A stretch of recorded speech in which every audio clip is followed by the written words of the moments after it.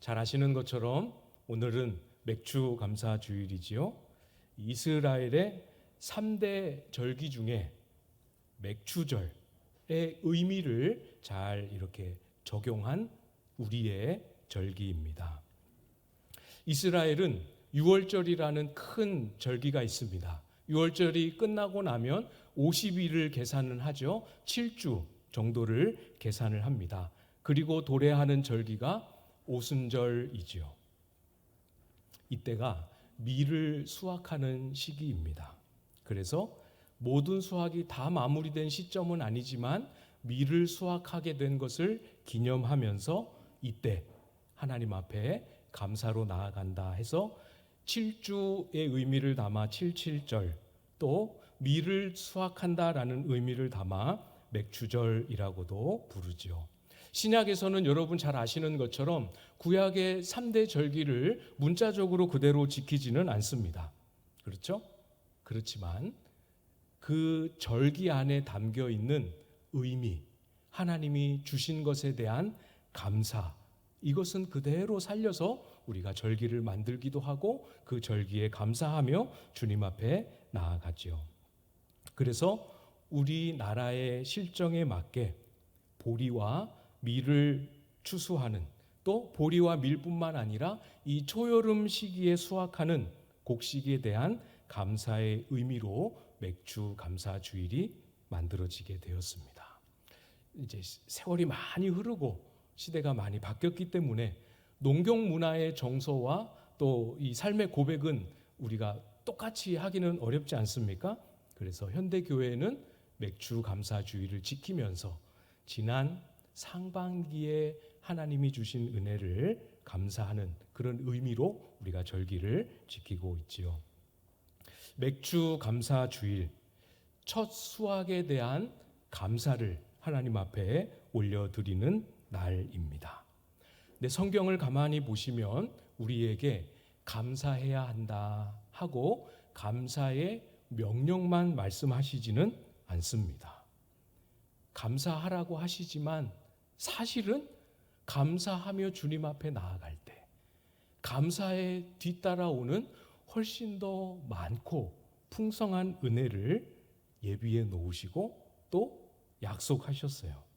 그래서 오늘 본문 우리가 같이 살펴보면서 우리가 하나님 앞에 여러분 다 하나같이 각자의 감사의 고백을 드리시지 않았습니까? 그 감사의 고백에 덧대어서 하나님 앞에 나아갈 때 어떤 은혜를 약속하셨는지 함께 묵상해 보는 시간 가져보려고 합니다. 먼저 오늘 본문 14절 말씀을 보시면 여호와께서는 모든 넘어지는 자들을 붙드시며 비굴한 자들을 일으키시는도다. 감사는 그냥 우리가 해야 할 신앙의 여러 의무 중에 하나로서만의 의미가 있는 게 아닙니다. 감사는 하나님께서 그 백성들이 삶의 걸음에 넘어질 때 비굴한 자의 처지에 놓이게 될 때 붙잡으시고 일으키시는 은혜의 통로입니다. 감사를 사용하셔서 우리를 일으키십니다. 여기서 비굴한 자 이렇게 번역이 되었는데 원래 그 단어를 직역하면 구부러진 자라는 뜻입니다. 모양을 본딴 표현이지요. 그래서 어떤 일로 인하여 억압을 당하는 자 또는 무언가에 짓눌려 있는 자라는 그런 뜻입니다. 하나님께서는 감사를 통해서 넘어진 자, 비굴한 자, 눌린 자를 일으키시고 또 자유롭게 만들어 주십니다. 어떻게 그 일을 이루시는지 우리 같이 한번 생각해 보려고 합니다. 감사의 첫 시작이 15절에 잘 드러나 있죠. 15절 말씀을 여러분이 한번 읽어주시겠습니까? 15절 시작.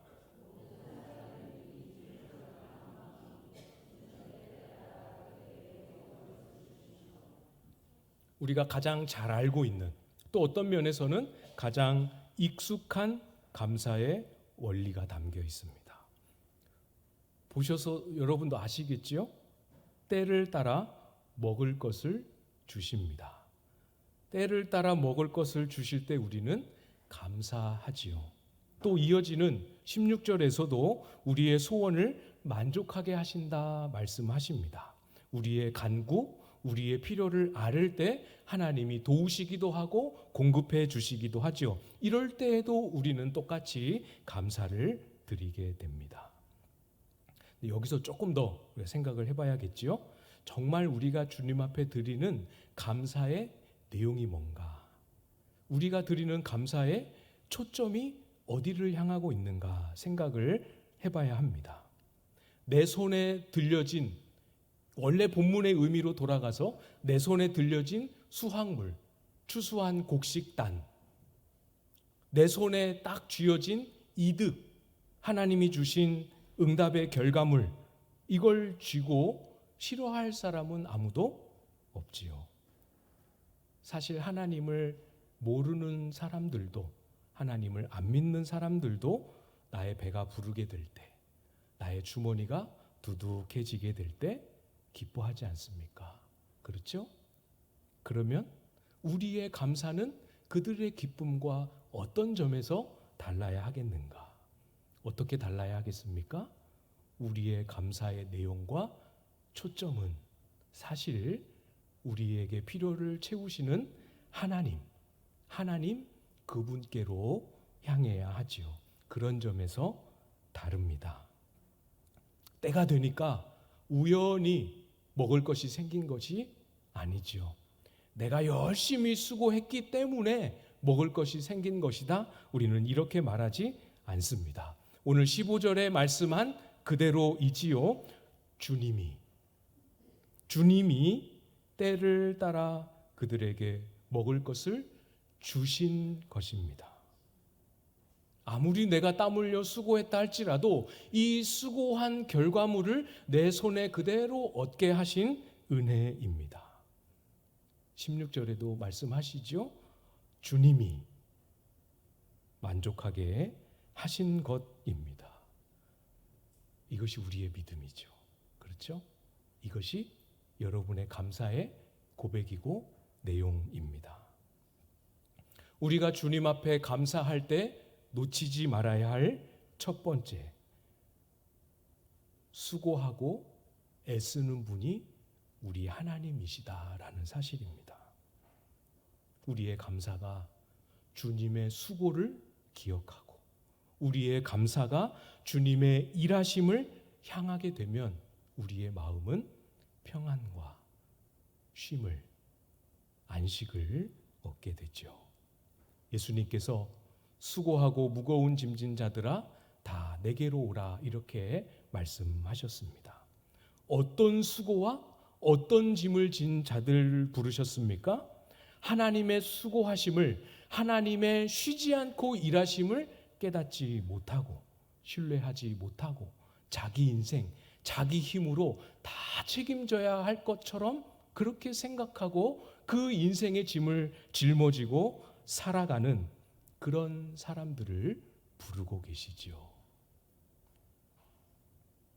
하나님의 일하심과 하나님의 신실한 도우심을 모르기 때문에 내가 짊어지고 있는 내 짐, 내가 감당하고 있는 내 수고, 이거 어떻게 벗을 수 있습니까? 어떻게 벗을 수 있다고 우리는 본문에서 확인했습니까? 하나님의 수고하심을, 애쓰심을 알고 고백하는 감사이지요. 사랑하는 여러분, 여러분의 감사의 고백 속에 오늘이 지나기 전 꼭 다시 조금 더 분명히 하나님이 주셨고 하나님이 행하셨음을 기억하는 감사의 고백이 선명하여질 수 있게 되기를 바랍니다. 나의 수고가 없지는 않지만 나의 수고와 애씀이 잊혀질 만큼 하나님의 행하심을 알고 하나님을 신뢰하고 그래서 마음이 평안하고 안식을 맛보기까지 나아가실 수 있기를 바랍니다. 하나님이 우리에게 넘어진 자를 일으켜 주시는 감사, 두 번째는 진실한 간구입니다. 성경이 가르치는 감사는 감사의 고백으로만 끝날 수 없지요. 18절 말씀해 보시면 여호와께서는 자기에게 간구하는 모든 자, 곧 진실하게 간구하는 모든 자에게 가까이 하시는도다. 15절에서 주님께서 수고해 주심으로 먹을 것과 만족할 것을 얻은 사람입니다. 그 사람이 18절에는 어떤 모습으로 등장하고 있습니까? 여호와께 간구하는 자로 일으킴을 받았습니다. 하나님이 도우시는구나, 하나님이 채우시는구나 하는 것을 알았습니다. 그러다 보니 이제 삶에 새로운 필요가, 새로운 결핍이 생겨도 당황스럽지 않습니다. 나의 도움이 누구인지 알았기 때문에. 나의 삶의 상실을 경험해도 무너지지 않을 수 있는 길이 생겼습니다. 그것이 무엇입니까? 나의 진정한 도움이 하나님께 있음을 알고 하나님께 우리의 필요를 아뢰는 진실한 간구이지요. 어려운 개념 아니지요? 아주 어린 아이들도 엄마 아빠 중에 누가 더 무서운지 금방 압니다. 가르쳐주지 않아도. 그렇죠? 엄마 아빠 중에 누가 더 내가 원하는 것을 잘 들어주는지도 금방 압니다. 그것뿐만 아니고 절대로 엄마 아빠는 안 해주는데 할머니 할아버지는 꼭 해준다는 사실을 금방 압니다. 어린 아이도 자기의 요구를 들어줄 상대가 누구인지를 알고 그 사람을 찾아가서 자신의 요구를 이야기할 줄 압니다. 감사는 나의 도움이 누구인지를 알기에 그분께로 나아가 우리의 필요를 지속적으로 진실하게 간구하는 자리로 우리를 이끌어 갑니다. 진짜 성경이 말하는 감사가 그 심령 안에 살아있는 사람은 하나님을 향한 진실한 간구도 살아납니다. 하나님은 우리가 하나님을 향하여 감사하는 고백에서 한 걸음 더 달려가 하나님을 붙들고 간구하는 자리에 나아오기를 기다리고 계십니다. 왜 기다리십니까? 왜 기다리시죠? 진실하게 간구하는 모든 자를 가까이 하시기 원하기 때문입니다. 우리의 필요를 채우기도 하지만 필요를 채우시는 은혜와는 조금 다르죠? 필요를 채워주시는 것만이 아니라 우리와 가까이 하기를 원하십니다. 이 차이가 보이시지요? 우리의 필요를 채우시는 손길, 그런 방법으로도 우리를 붙잡으시고 일으키십니다. 그렇지만 또 하나님은 우리를 가까이 하는 방식으로도 우리를 일으키시고 붙잡아 주십니다. 이 두 가지가 다 있어야 합니다. 때때로 우리는 나의 필요가 채워지는 것만으로도 충분하다 여기는 어리석은 판단을 간혹 하기는 하지만 그렇지 않아요. 우리의 필요가 채워지는 것만으로는 우리의 영혼이 일으킴을 받지 못합니다. 우리의 속사람, 그죠? 우리의 속사람이 자라지 못해요. 시편 106편에 보면 이스라엘 백성이 광야의 시절을 지날 때 어떤 모습이었는지를 시편 기자가 고백을 합니다. 거기 보면 15절에 이렇게 말씀하는데요. 잘 들어보십시오. 그러므로 여호와께서는 그들이 요구한 것을 그들에게 주셨을지라도 그들의 영혼은 쇠약하게 하셨도다.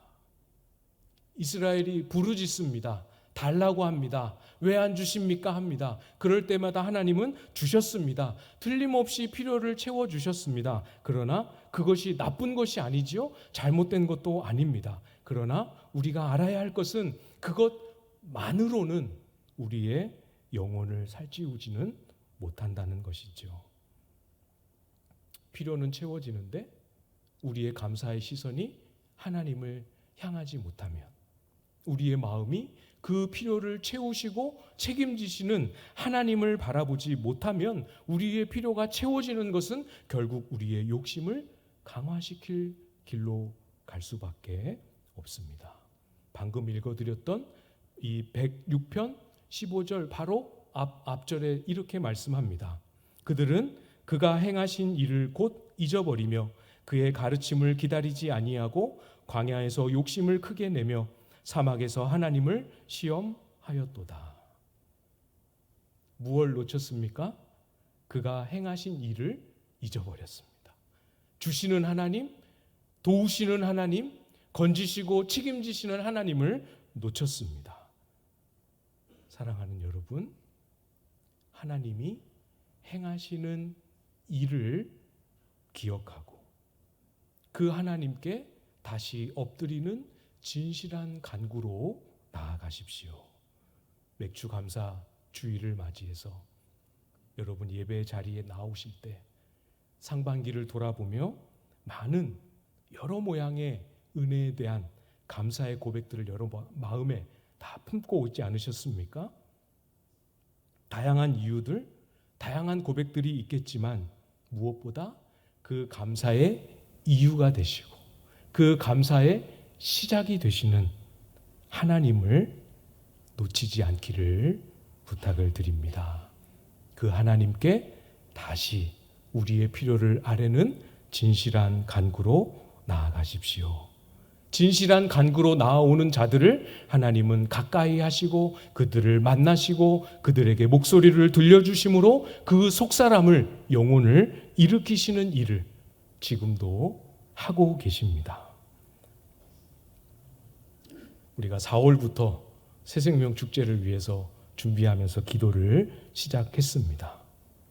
참 많이 또 열심히 기도해 주셨지요? 느껴집니다.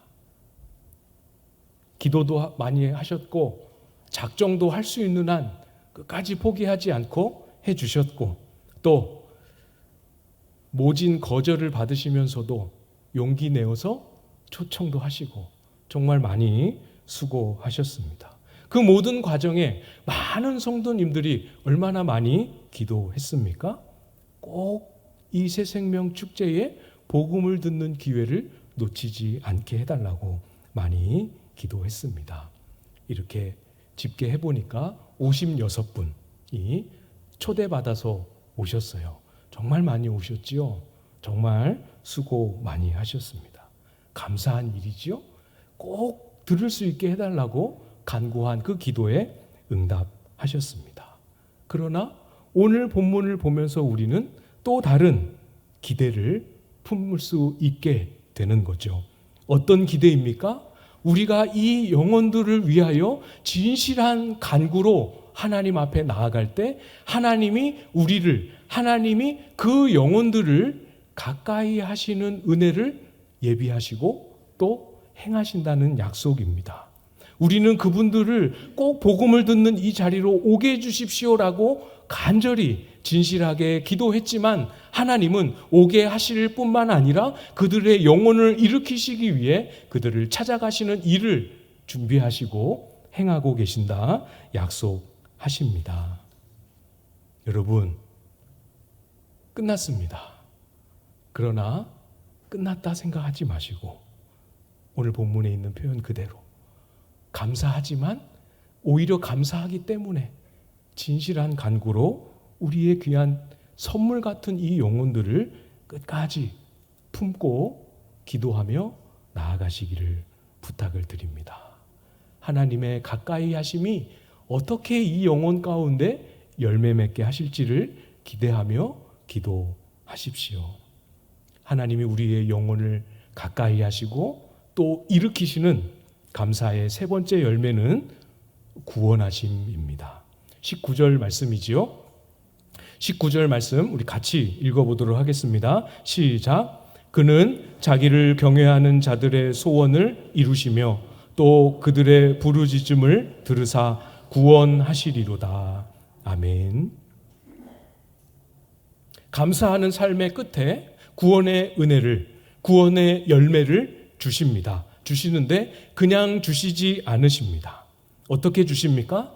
하나님을 경외하는 자들의 소원과 하나님을 경외하는 자들의 부르짖음을 따라 구원하십니다.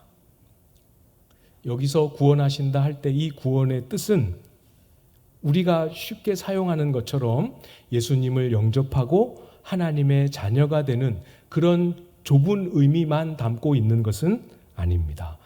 훨씬 더 넓은 의미지요. 그래서 우리가 앞에서 봤던 14절의 그 본문으로 우리가 생각을 해보면 넘어진 자를 수렁에서 붙들어 일으켜 세우는 것도 하나님의 건지시는 구원의 한 열매이지요. 억압과 눌림 속에 갇혀있는 비굴한 자를 일으켜내시는 것도 하나님의 구원하시는 풍성한 은혜의 열매입니다. 자기를 경외하는 자들의 부르짖음을 통해서 건져내시는 이 일을 행하신다 약속하십니다. 무슨 뜻이겠습니까? 구원은 하시는데 하나님을 경외하는 자들의 부르짖음을 통해서 하신다. 무슨 의미입니까? 우리를 건져내시지만, 우리를 일으켜내시지만 그 일을 행하시기 전에 먼저 우리의 마음이 하나님 앞에 하나님을 사랑하고 하나님을 경외하는 자로 서도록 우리를 빚으시고 새롭게 만들어 가십니다. 왜냐하면 하나님을 경외하는 중심이 우리 속에 살아나야 진짜 간구, 제대로 된 소원이 우리 속에 만들어지기 때문에 그렇습니다.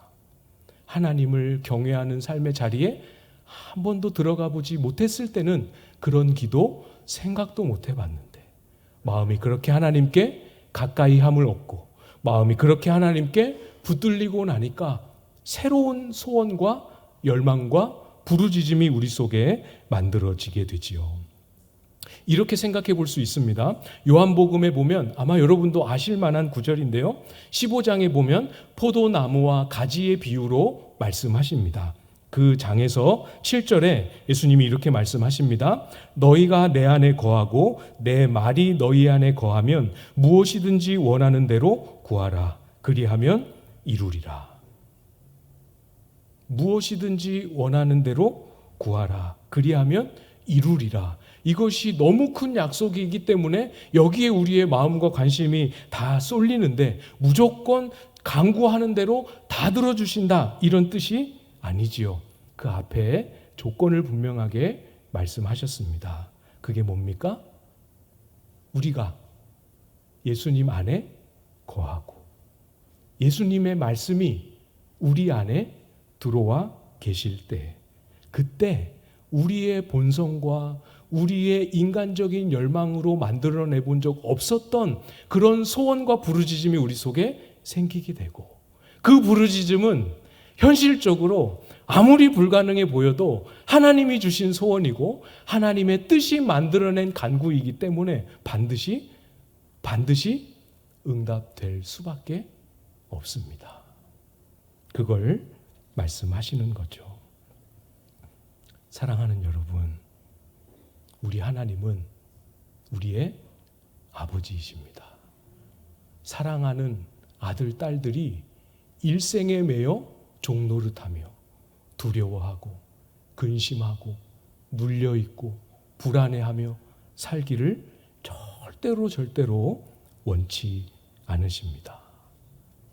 무엇으로 넘어지고 어디에 눌려있든지 그것이 무엇이든지 간에 반드시 우리를 사랑하는 아들, 딸들을 건져내시고 일으키시기를 원하십니다. 그걸 계획하시고 우리에게 하나님의 얼굴을 보이시기 위해 손에 쥐어진 거 그거 말고 나를 보고 감사하라 말씀하시는 겁니다.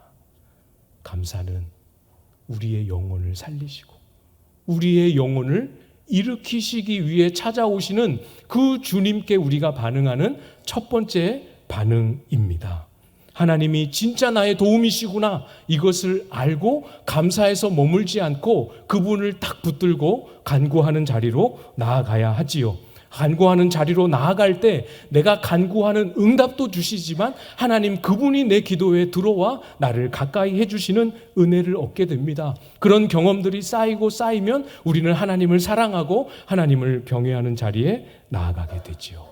이전에 한 번도 열망해 본 적 없었던 새로운 소원과 부르짖음이 생겨나게 됩니다. 우리를 일으키시는 하나님의 방법입니다. 믿으십니까? 반드시 저와 여러분을 일으키실 것입니다. 일으키실 뿐만 아니라 우리의 입에 하나님이 이렇게 나를 일으키셨다. 하나님이 하신 일과 그 하나님의 행동 속에 담겨 있는 하나님의 크고 놀라운 영광을 우리의 입에 두시고 우리의 입술로 고백하고 찬송하도록 만드실 것입니다. 제가 다 헤아리지는 못하지만 우리 하나님께는 우리의 입으로 하나님을 경험한 그 영광의 찬송이 그렇게 기쁘시다 말씀하십니다. 21절이지요. 내 입이 여호와의 영예를 말하며 모든 육체가 그의 거룩하신 이름을 영원히 송축할지로다. 입술만의 고백이 아니죠. 이 고백을 쏟아놓는 우리의 영혼, 이 고백을 쏟아놓기까지의 그 우여곡절을 다 지나오며 놀랍게 새로운 피조물처럼 빚어지고 변화된 우리의 변화된 인격이 같이 이 고백에 동참하여 이 고백을 증언합니다. 하나님의 영광과 하나님의 거룩하신 이름을 우리의 입술이, 우리의 영혼이, 우리의 변화된 인격이 함께 송축할 그날, 다 함께 온 마음으로 소망하며 감사해서 시작하여 하나님의 건지심을 찬송하는 이 은혜, 여러분 모두의 것이 될 수 있기를 주님의 이름으로 축복합니다.